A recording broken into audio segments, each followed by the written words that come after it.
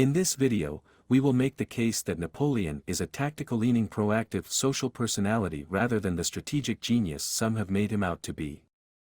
It is not always the case that a leader with a high IQ is a visionary. When we are looking back through history, we often forget that successes were not inevitable and great risks were not always rewarded. Risk-takers who have succeeded are remembered, risk-takers who fail are not. Napoleon was one of the greatest risk-takers, often betting and succeeding against the odds. So where did all of this courage come from? Napoleon was born to a noble family on the small island of Corsica. As many who have lived on islands can attest, it can feel confining. Napoleon wanted to try himself in a larger arena. Even at an early age, and likely throughout his life, Napoleon had very strong and fixed drives. In the MindHub system, strong ego is arrogance, strong greed is stinginess, and extreme revenge is autocracy. Napoleon displays these drives at their highest levels. His revenge was likely developed due to his perceived lack of options for climbing important hierarchies quickly enough for his liking, and at later stages was triggered by being exiled to Elba Island. Napoleon's drives are primarily positioned in the upper right quadrant of the MindHub circle, which makes him a proactive extrovert. Proactive extroverts are often lively and physically present individuals. You might say Napoleon was concerned with the present and the near future. Napoleon's personality can also be traced through his actions on the battlefield. As a general rule, proactive people primarily lean tactical. He introduced unconventional approaches for his time, including splitting his army into smaller, more mobile units and changing their formations, which had been up until that time very linear. Here Napoleon's arrogance was functional, because he was not a collaborative person and did not take counsel from others. He was able to realize his own ideas and agendas, which were strange for his time. He won through strong will and tactical inventiveness. Strategy is planning and seeing what's possible, while tactics is finding the best approach to handle a situation or process that's already underway.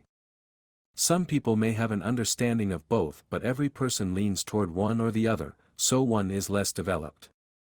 That said, we expect to see strategic people on the left side of the MindHub, who are less concerned with or confident in implementing things in the present. Planners are less action-oriented and generally more risk-averse. Being reactive is also correlated with conserving energy, while proactive people like Napoleon are more prone to pushing through regardless of reserves to the end.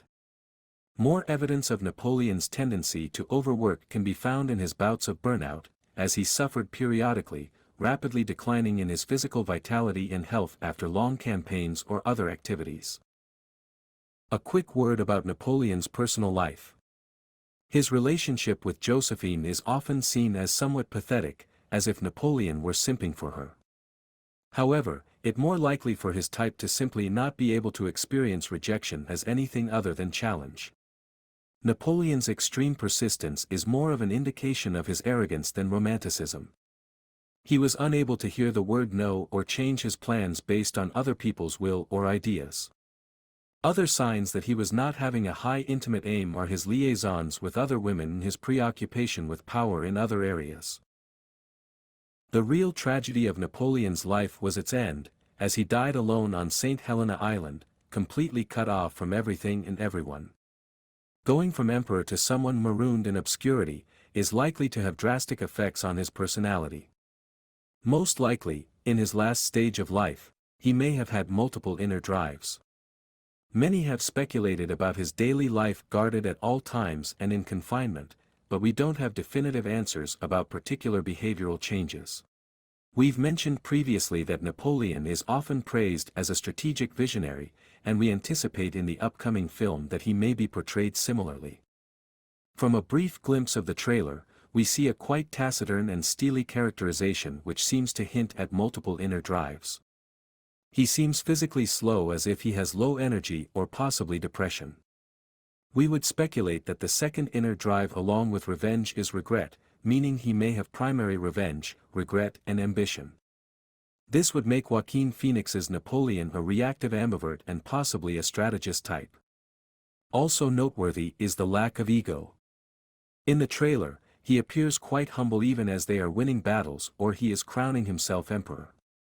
It also seems that a lot of his storyline will be devoted to his obsession with Josephine, which would make him have high intimacy aim. It looks as if Josephine will be designed to be a sort of muse, influencing his major decisions. We'd wager that the real Napoleon wouldn't appreciate this. Thanks for watching.